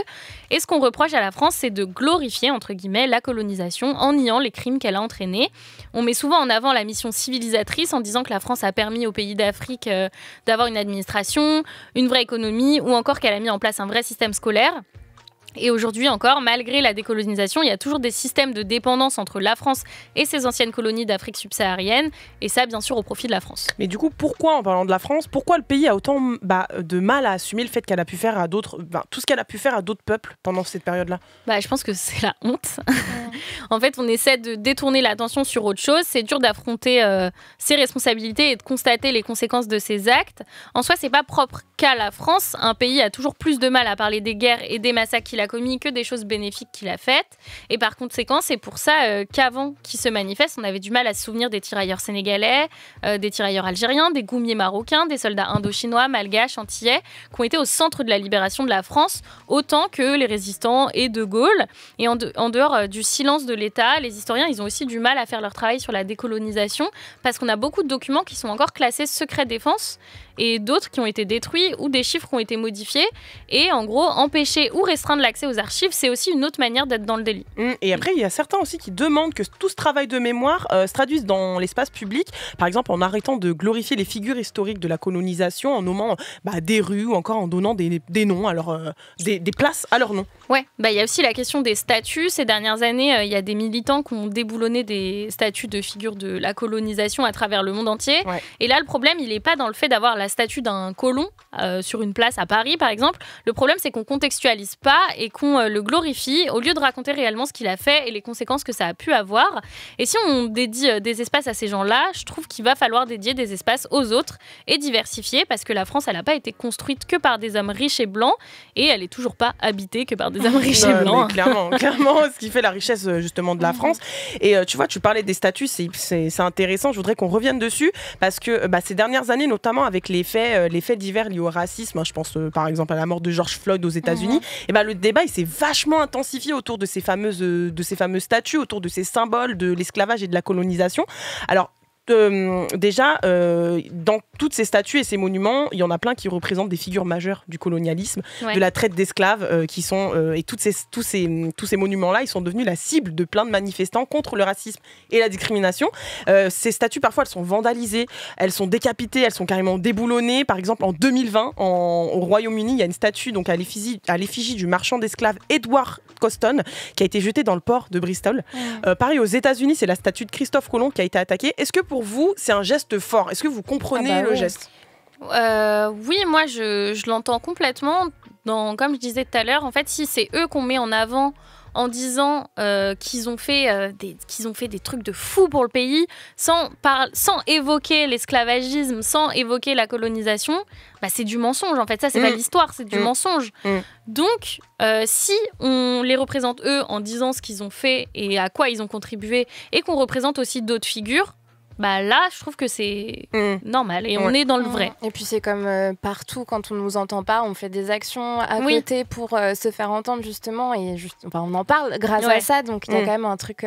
Donc vous êtes pour... Oui, et ça ouvre le débat en fait. Ça ouvre le débat exactement, parce qu'il y en a qui sont contre en fait, parce qu'ils disent qu'on peut pas réécrire l'histoire. Par exemple, il y a Sibeth Ndiaye qui, elle, pourtant, et c'est d'origine sénégalaise, c'est l'ancienne porte-parole du gouvernement, elle a dit, je cite, « Je ne crois pas qu'il faille les effacer de l'histoire, je crois plutôt qu'il faut expliquer l'histoire, notamment grâce à des plaques explicatives sur les statues. » Tu sais que c'est trop drôle parce que la gagnante du concours Eloquentia, qui était avec Radio... elle a eu ce thème et c'était trop intéressant parce qu'elle expliquait, elle, que si, évidemment, qu'on pouvait réécrire l'histoire parce qu'il y a des histoires de perception des non-dits, des machins. En fait, c'est ce que tu te racontes. Et là, il y a plein d'histoires parce qu'il y a plein de vécus. Se raconte aussi. Ouais, c'est clair. Et il y en a d'autres qui sont pour et qui estiment qu'il faut choisir qui mettre à l'honneur. Parce que c'est vrai qu'il y a énormément de personnalités qui ont œuvré pour le bien du peuple, de la planète, et qui sont pas... Et puis là aussi, c'est l'histoire de point de vue, en fait. Ils racontent que de leur point de vue de dominant. C'est ça, exactement. C'est pas l'histoire, c'est une partie de l'histoire. En tout cas, c'est un sujet hyper intéressant. On revient dans un instant. Il est 20h12. Vous écoutez La pluie et le beau temps. C'est l'hebdo qui débriefe toute l'actu culture et société. Alors, pour la suite du son, on vous parle de liberté. Et pour le coup, c'est Beyoncé qui l'a dit, ça fait du bien de se sentir vivant. Be Alive, c'est tout de suite sur Move. Vous écoutez La pluie et le beau temps et c'est l'hebdo qui débriefe toute l'actu culture et société sans tabou. On vous parle du passé colonial de la France et je vous le disais en ce début de deuxième partie d'émission, l'Assemblée nationale a adopté jeudi dernier une résolution qui reconnaît et condamne le massacre des Algériens le 17 octobre 1961 à Paris.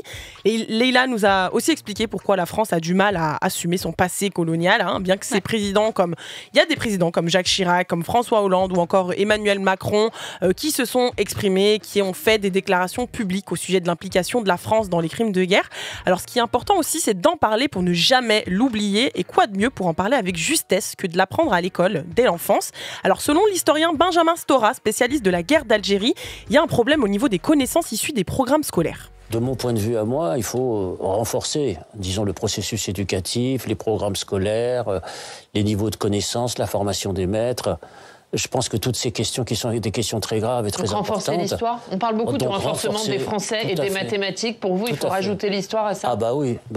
Ça c'est, vous savez, j'ai été moi-même inspecteur général de l'éducation nationale. J'ai été aussi enseignant dans des universités comme Paris 8, Paris 13. Donc, et au Languedoc, bien sûr, pendant presque 15 ans. J'ai été donc confronté à ce public scolaire, des étudiants de première année qui sont en demande, disons, d'explications, qui sont en recherche de filiation historique. Alors du coup, Florence, tous ces débats sur l'histoire enseignée à l'école et la mémoire coloniale, c'est pas nouveau. Bah non, et c'est un vaste programme. Du coup, dans les très grandes lignes, à droite, on reproche de créer un désamour de la France en mettant en lumière justement ces fameuses heures sombres. Et à gauche, on dénonce le fait d'alimenter les non-dits, justement, les secrets. Donc pour eux, les programmes seraient incomplets et orientés. En même temps, on impose des programmes aux enseignants. Des problèmes aussi. Lapsus. Mais la liberté pédagogique fait qu'ils décident de la manière de les mettre en œuvre. Et il y a autant de grilles de lecture que de profs, surtout quand on se rend compte que les historiens eux-mêmes n'arrivent pas à se mettre d'accord sur le passé colonial. Après, tout le monde est assez d'accord aussi pour dire qu'il n'y a pas assez de temps concentré sur l'enseignement. Par contre, la conséquence, c'est que des choses sont occultées en dépit d'autres. Et après ça, j'ai l'impression que c'est tellement le jeu des cours d'histoire. Enfin, moi, j'ai jamais entendu un prof dire qu'il n'était pas en retard sur le programme. C'est vrai. Ouais, vraiment. Vous êtes la pire classe. Oui, vous êtes... Alors avec les autres, on a déjà tout fait. C'est ça. Ouais. Et en fait, c'est faux, je suis sûre. Bah soit on est toutes les trois tombées dans la les même pires classes tous les ans. Mais en tout cas, tu le disais, ce débat, il est ancien parce qu'on entendait déjà beaucoup parler dans les années 90. On commençait à se demander si la manière dont on parlait du passé algérien de la France et de la mémoire de l'esclavage avait un lien avec le racisme anti-arabe et anti-noir. L'année 2005, ça a été le climax de ces réflexions puisque cette même année était celle des révoltes dans les quartiers populaires. Et d'ailleurs, il y a une loi qui a fait couler beaucoup d'encre quelques mois plus tôt, celle du 23 février 2005. Ouais, c'est un texte législatif qui demandait la reconnaissance du rôle positif de la présence française dans l'enseignement national, notamment en Afrique du Nord. Et il a été retiré du coup un an plus tard à cause de la contestation des milliers de personnes anticolonialistes, mais il a laissé des traces et notamment celle de devoir se montrer neutre. Sauf que le sens critique est nécessaire dans l'enseignement de l'histoire. Résultat, ça donne des cours lunaires. Par exemple, il y a une fiche de révision de CM2 d'une école parisienne qui avait mis en colère plein de monde. En gros, elle a attribué à la conquête coloniale française des faits négatifs et positifs. Donc, dans les négatifs, on pouvait lire que ça appauvrissait les indigènes, d'accord, mais dans les positifs, on y voyait le fameux fantasme de l'œuvre civilisatrice qui a permis de construire des routes, des ponts et des écoles. Ça m'énerve trop. Comme s'ils avaient besoin d'eux. C'est ça. En fait, on se demande d'où venait la main d'œuvre. Exactement, laisse tomber. Mais ça montre aussi à quel point, on me disait, on traite ces sujets du point de vue des dominants, et c'est pas nécessaire, d'autant plus que ça nous viendrait pas à l'esprit du tout d'avoir une grille de lecture 50% juif, 50% nazi quand on évoque la Shoah. Non, clairement. Et c'est vrai que l'autre critique qu'on entend souvent, c'est que c'est une erreur de considérer que l'étude d'un cas en fait une généralité. Exactement. Et par exemple, l'Algérie, du coup, c'est ce qui est le plus souvent étudié, alors que les historiens en ont montré son caractère exceptionnel. Donc c'est dommage. Et aussi, puisqu'on en parle, souvent sous le prisme, tu vois, du massacre du 17 octobre 1961, on justifie le fait de ne pas s'intéresser aux autres massacres comme celui du 8 mai 1945. Pourtant, les deux existent et les deux sont isolés. Et au-delà de ça, c'est considérer ces récits comme justement des cas isolés dans le cadre d'un cours de 2 heures, alors qu'il faudrait en faire une histoire mondiale dont a hérité l'ensemble de la société, qui emporte en plus encore les séquelles. Et moi, ça m'intéresserait de savoir quels souvenirs vous avez de vos cours d'histoire, justement. Franchement, honnêtement, la chose dont je me souviens le plus, c'est l'histoire de la Seconde Guerre mondiale. Clairement, toute l'histoire de la Shoah, j'avais été visiter un camp. Mais toi-même, t'étais concentrée là-bas. Par contre, j'étais super forte en histoire. Au bac, en histoire, j'ai eu 17. Wow. Et c'était quoi? Attends. Moi, c'était quoi le sujet? Les mémoires de la guerre d'Algérie. Ah, ok. Et moi, mes souvenirs d'histoire, c'est genre primaire, préhistoire. Okay. Collège, Roi Soleil. Roi Soleil. Oh, j'avoue.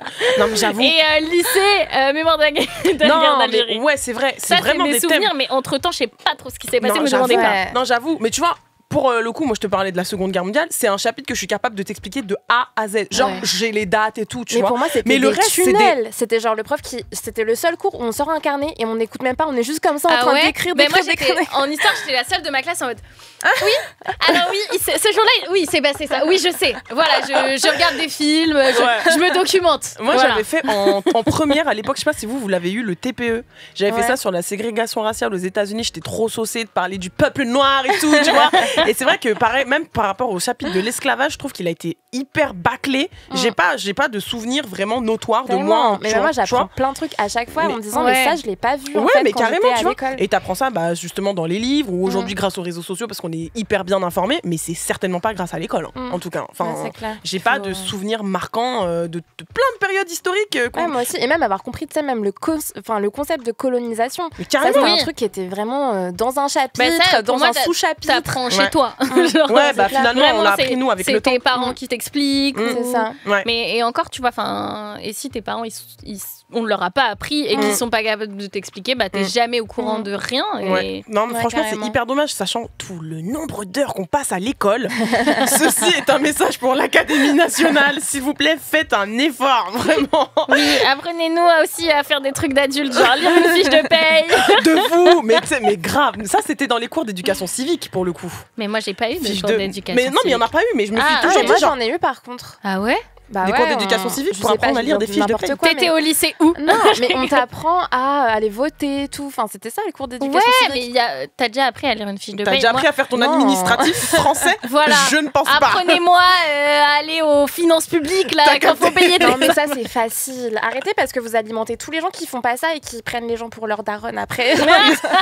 Non, on est simplement en train de dire que 2-3 petits cours pour nous orienter en devenant adultes à 18 ans, c'est pas plus mal. 20h24, vous écoutez La Pluie et le Beau Temps Beau Temps, c'est l'hebdo qui débriefe toute l'actu culture et société sans tabou. On revient tout de suite. La suite du son, c'est Big Sean Precision. À l'instant sur Move. Il est 20h29, presque 20h30 sur Move, et vous écoutez La Pluie et le Beau Temps, et c'est l'hebdo qui débriefe toute l'actu culture et société. Alors pour ce dernier sujet, vous avez entendu derrière moi, on embarque sur le Titanic en 1912. Je vole, Jack. Iconique. Alors fait insolite, mais la porte qui a sauvé la vie à Rose à la fin du film a été vendue près de 665 000 € dans une vente aux enchères. C'était une vente qui était dédiée aux accessoires du cinéma hollywoodien. Là, je sais, vous m'entendez, vous êtes en train de vous dire, mais qui paye une porte 665 000 balles? Et ben, c'est une personne qui est fan du film, puisque cet accessoire fait l'objet, depuis la sortie du film en 97, d'une controverse que vous avez sûrement tous déjà entendue. Non, mais attends, moi là, je vais péter un câble. Elle a quoi de spécial, cette porte? Elle a quoi de spécial? Allez, c'est parti, go te vendre le produit.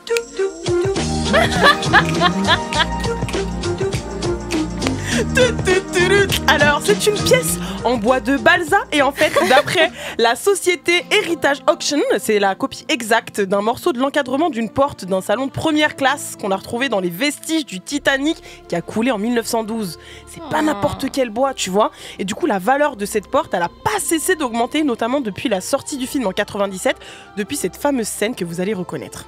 Jack. Il y a pas d'autre Jack.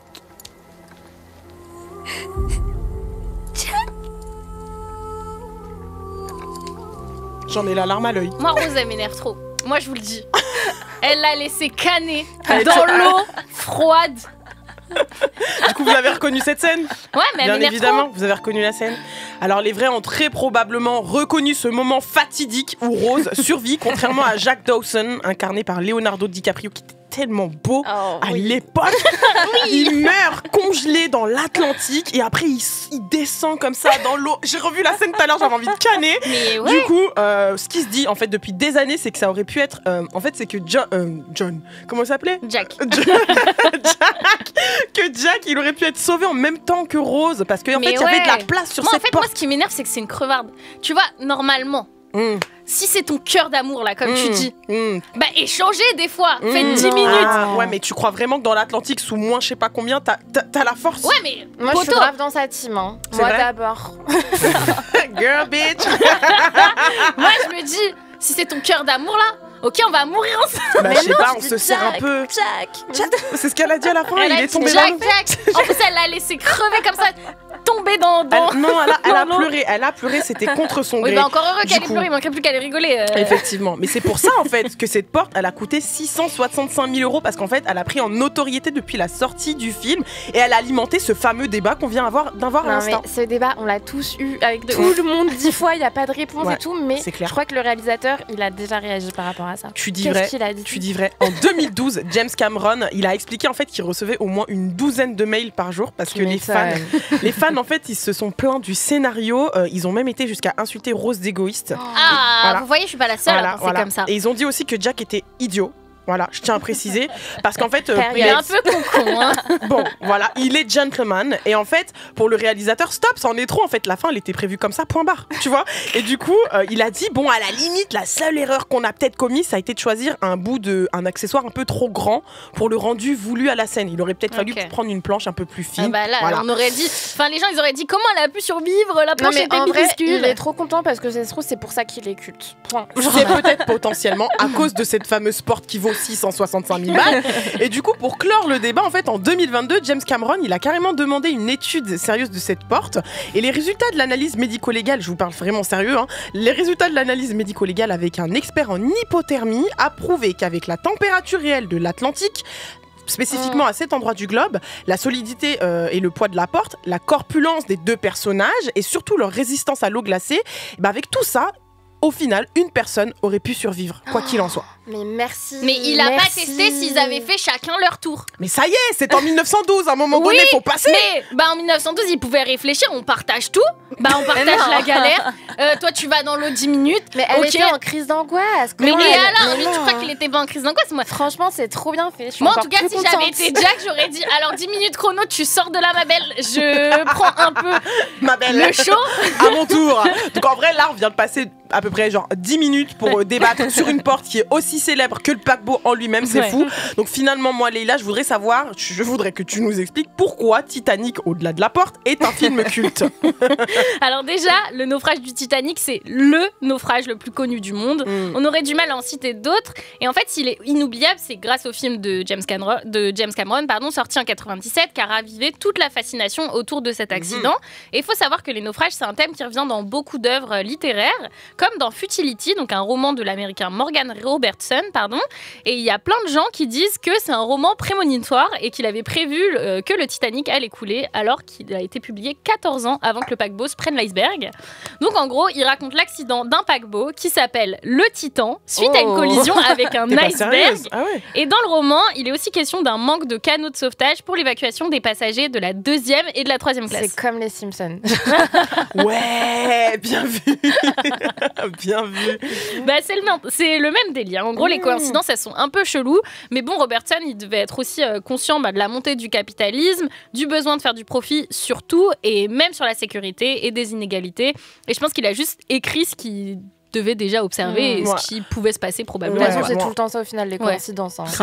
Oui, bon après, franchement, je pense qu'avec ce livre aussi et la fascination du monde autour du naufrage du Titanic, le film à la suite ne pouvait être qu'un succès. Ouais, et en fait, à sa sortie, il a impressionné tout le monde avec la précision avec laquelle les éléments et les personnages historiques ont été reproduits. Une maquette de plus de 200 mètres de long a été réalisée pour le tournage. On y a tout reproduit à l'identique, de la moquette au lustre en passant par les costumes. Et il faut aussi parler des effets spéciaux qui sont fous. Le film a très bien vieilli alors que ça fait 26 ans qu'il est sorti. Je l'ai revu et la scène du naufrage, elle est bluffante. C'est quelque chose qui pourrait avoir été fait l'année dernière, par exemple. Et je pense que ça devait être très impressionnant à tourner, que ça soit à cause des effets spéciaux ou du grand nombre de figurants. Parce que c'est que des vrais. Et donc le film, il fait vraiment écho à la démesure et la technicité et les innovations du Titanic. Et faut pas oublier qu'il a coûté plus de 200 millions de dollars au producteur, mais ça sera super bien rentabilisé par la suite. Très bon investissement, voilà, James. parce que c'est la première œuvre cinématographique à dépasser le $1 milliard de recettes. Et ça a tellement été un succès que le film il restera en tête du box-office jusqu'à 2010. Il sera détrôné par Avatar de James Cameron aussi. Mais lui, c'est vraiment. Non, mais lui, il est là que pour gagner. Il est venu pour éteindre le petit James. Après, t'as dit un truc, Leïla. T'as dit que les personnages principaux étaient très bien retranscrits, comme le capitaine du bateau, encore l'architecte naval du Titanic. Mais en vrai, les personnages les plus iconiques, ça reste quand même Jack et Rose, même s'ils n'ont pas existé. Ouais, c'est une des histoires d'amour les plus emblématiques du cinéma. Il y a un petit côté Roméo et Juliette, comme si leur amour il était impossible à cause de leur classe sociale différente. J'aime trop. On a Rose qui de base est fiancée à un riche héritier qu'elle aime pas trop et qui voyage en première classe, et Jack, un artiste fauché qui n'a même pas d'argent de base pour rentrer dans le bateau. Et au-delà de ça, le film il montre le rapport de domination entre les classes qui est toujours d'actualité aujourd'hui, même si c'est moins flagrant. Moi, ça me fait penser à ces belles histoires d'amour là. Moi, j'aime bien les histoires d'amour impossibles ou les trucs un peu bandits, genre Bonnie and Clyde et tout. Ah, tu vois. Ça, c'est un peu ton couple que tu kiffes. Ouais, j'aime bien. Mais j'aime beaucoup Rose et Jack, quand même. Moi, je les aime bien, mais Rose, c'est une cruche. Elle m'énerve. Mais elle est tombée amoureuse et comme non, j'aime bien. Mais Jack, franchement, en vrai, c'est dur aussi, je trouve. Là, je suis en train de chercher de trouver une belle histoire d'amour dans les films, parce que là, la première qui m'est venue, c'est Jeu d'enfant, mais hyper toxique. Ouais, il y a plus toxique, tu meurs. Et ce qui est le plus marquant, du coup, dans l'histoire d'amour de Jack et Rose, c'est la mort débile voilà. de Jack. Je vous ai dit, Rose est une cruche. Après Suzanne Laconne de la semaine dernière, faites un hashtag Rose la cruche. Mais non, c'est Rose l'égoïste. Mais non, je te jure, c'est une grosse égoïste. Franchement, Jack, ils ont pas fait chacun leur tour, c'est une égoïste. C'est genre ma vie, quoi.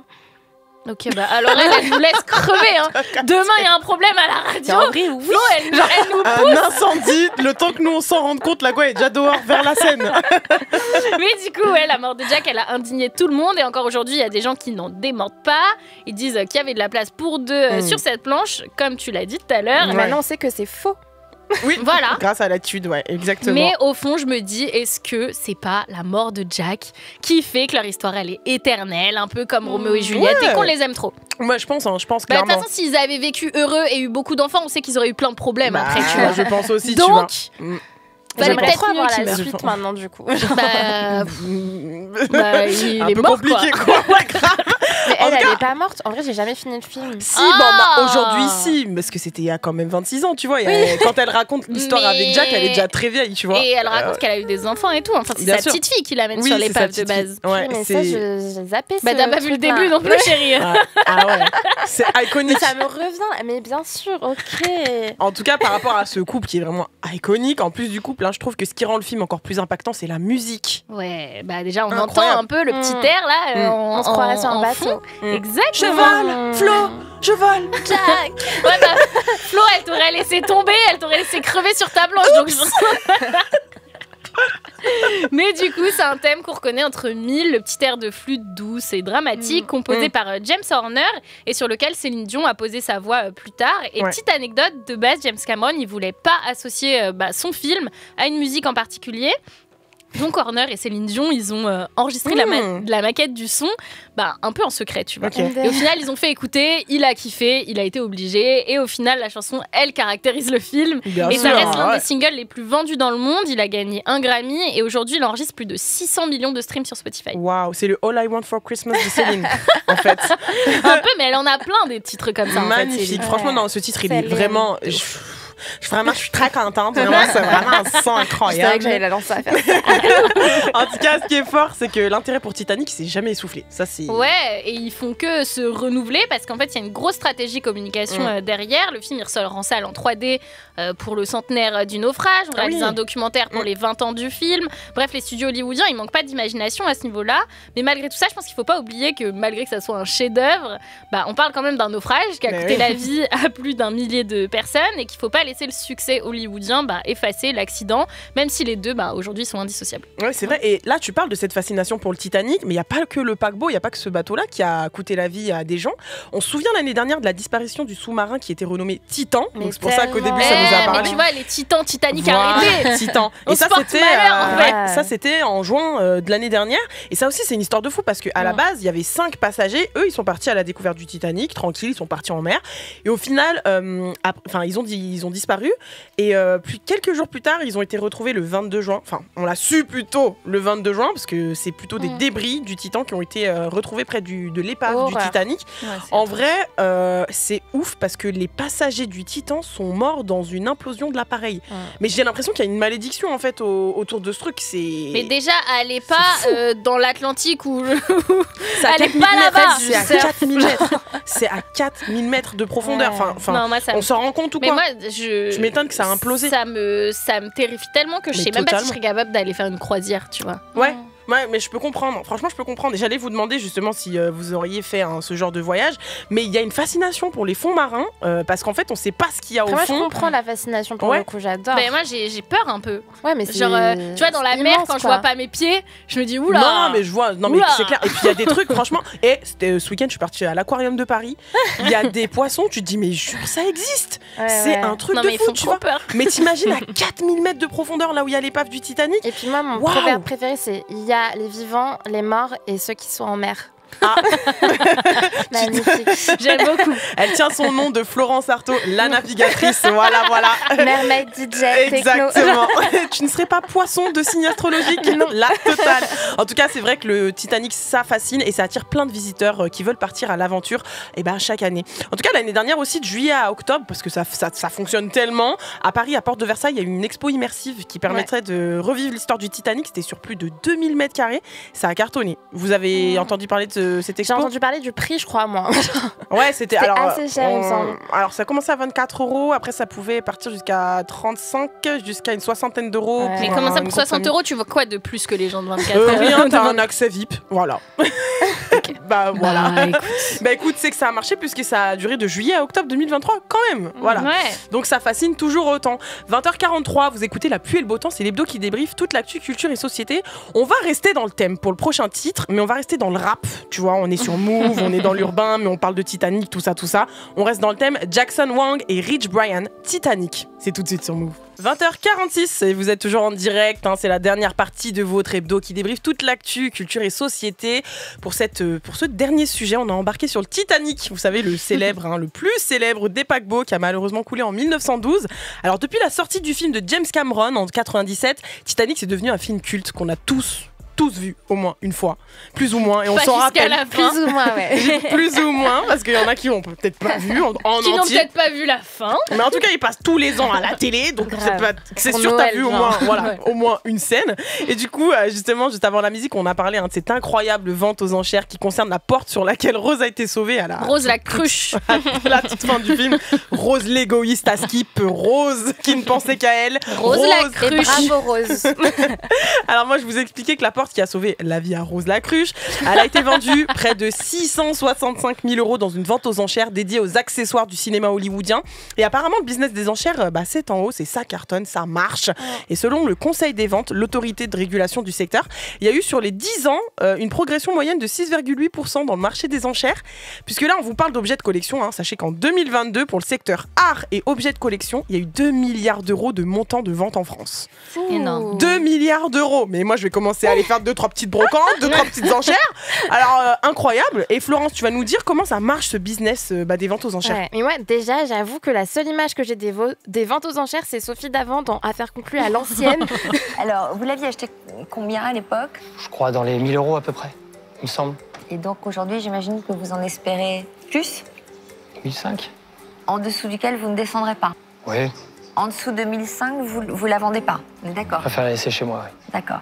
Et Nora, estimation? Moi, je l'estime plutôt dans les 400 €. Oula, grosse différence. MDR, bon.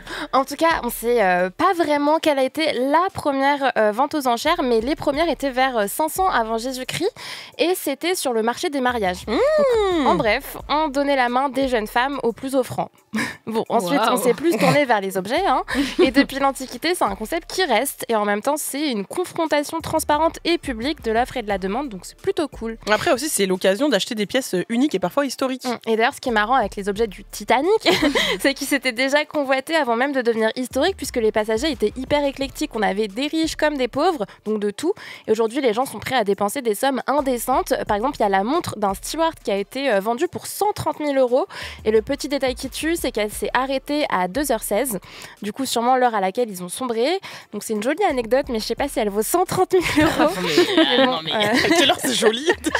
Bah non, mais c'est un peu poétique. Non, je pense que c'est pour l'âme de l'objet, tu vois, que t'achètes. Exactement. Vous avez déjà été à une vente aux enchères ou pas? Ma voiture, je l'ai eu aux enchères. Mais non. Et affaire de fou malade, on en parlera en off. Incroyable. Ouais, je l'ai eu aux enchères. Ouais. Et tu criais, attends, t'étais genre en mode non 1000 1500.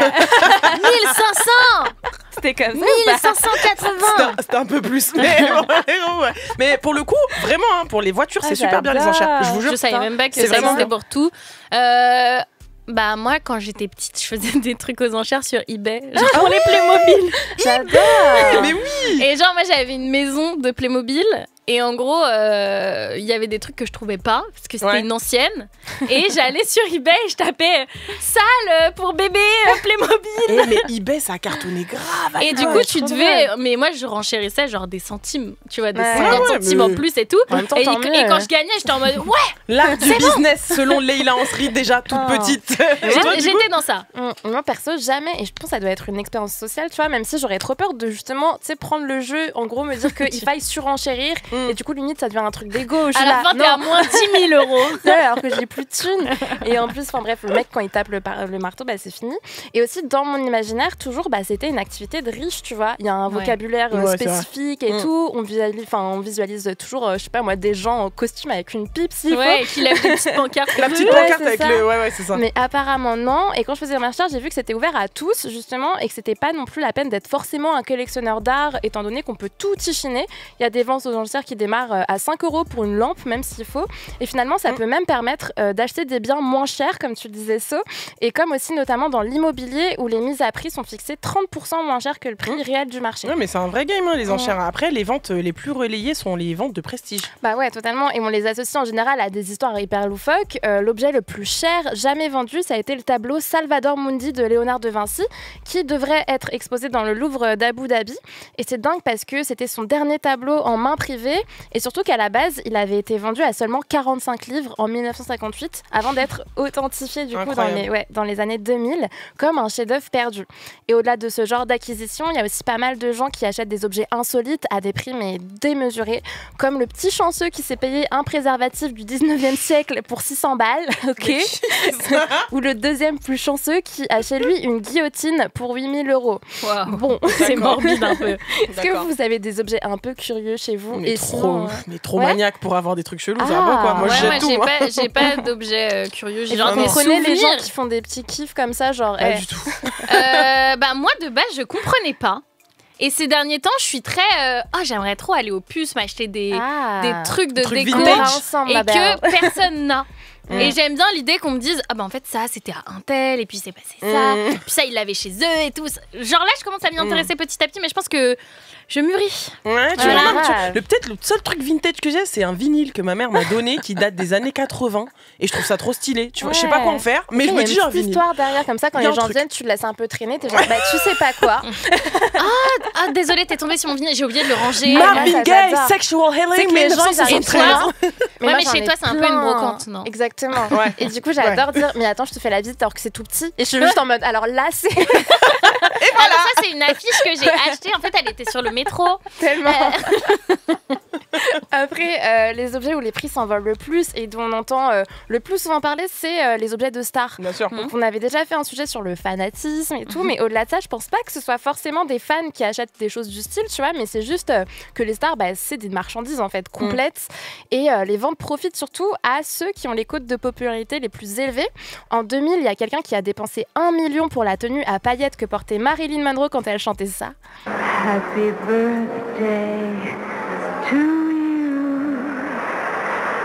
Happy birthday, Mr. President. Et parfois, ce sont des objets beaucoup plus banals, mais aussi beaucoup plus personnels, comme le faux ongle de Lady Gaga à 12 000 $. Je jure que ça me dégoûte. Non, mais par contre, stop en fait. Ça m'écoeure vraiment. Ouais, je peux comprendre, mais j'avoue, 12 000 $. Moi, je peux pas comprendre. Même 1,50 €. Mais jamais un ongle. Moi, je trouve ça drôle. À l'époque où je mettais des faux ongles, une fois, il y en a un qui était tombé et je l'avais gardé parce qu'il était tombé quand j'étais en vacances. Donc, un peu mignon souvenir de. Pas du tout. Ça me cringe. Vas-y. Pourquoi tu. Bon.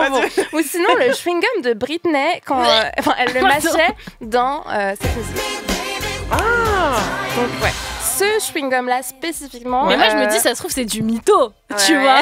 Genre c'est possible. Genre là ça se dit qu'elle a craché son chewing-gum dans une poubelle, qu'il y a quelqu'un qui l'a. Non, 14 000 $, et en fait juste c'est des cracks, les techniciens qui les récupèrent au sol, tu vois, c'est comme le faux ongle, genre le technicien il l'a vu par terre et il l'a pris. Mais ça va pas. Trop bonne idée en fait, t'as tout compris, tu vois. En vrai si ça se revend, s'il y a quelqu'un qui est capable de l'acheter 14 000 €, c'est que t'as été. Mais après t'as raison, c'est sûr qu'on sait pas si c'est les leurs ou pas, mais après quoi qu'il en soit, moi je trouve qu'on s'en fiche puisque c'est la manière dont on investit les objets justement qui les rend spécifiques en réalité, et moi je trouve qu'on le remarque tout le temps, même quand on se fait arnaquer, et en fait le truc qui compte c'est l'anecdote. Moi j'entends plein de gens se faire arnaquer en vacances qui sont en mode quand même je raconte l'histoire de l'arnaque et ça devient drôle quand même. Vous avez pas des petites anecdotes vous d'objets nazes? Mais franchement non. Moi moi en fait plein de fois j'ai acheté des bibelots de merde en vacances. Et je les garde, ou j'ai une boîte où j'ai un peu tous ces souvenirs-là, et je me dis, ça c'est quand je me suis fait carotte par un mec qui m'a vendu 15 balles alors qu'il en vaut 3, tu vois. Moi, je déteste accumuler les trucs, du coup, même si je vais acheter, je vais jeter, après je vais me dire, ça sert à rien, ça, tu vois. Moi, j'accumule pas trop, mais souvenirs comme ça, j'ai une boîte. Mais moi, ça me fait penser, pas plus tard que dimanche, genre j'étais dans un bar, et tu sais, il y a toujours les vendeurs de roses, là. Et là, il y en a un qui arrive et qui fait son spectacle, genre il a plein d'objets d'animaux et tout. Non, c'est les petits animaux qui courent. Du coup, j'achète un lapin qui court. Et moi, ça m'a. Mais maintenant, c'est dans mon top 3 des objets que je vais sauver si mon appart brûle, parce que du coup, je l'ai appelée Naomi, comme une copine à moi qui est partie vivre à Berlin. Et qui va faire la fête à Berlin, ma belle. Je souhaite. Amuse-toi bien à Berlin, Naomi. C'est le profite de la techno. Paradis des fêtards. En tout cas, en matière de vente insolite aux enchères, j'ai une petite histoire à vous raconter. C'était en 2012. Et c'était pour les 35 ans de la mort de Elvis. Et du coup, il y a une vente aux enchères qui a été organisée. Et devinez quoi, c'est vraiment the objet insolite qui a été mis en vente. C'est un slibard porté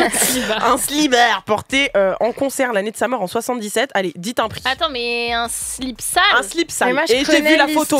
Donc je dis pas. J'ai vu la photo. Il dégoûte. Vraiment, c'est un slip sale. Vas-y, dis un prix. En vrai, cher, tu penses, non?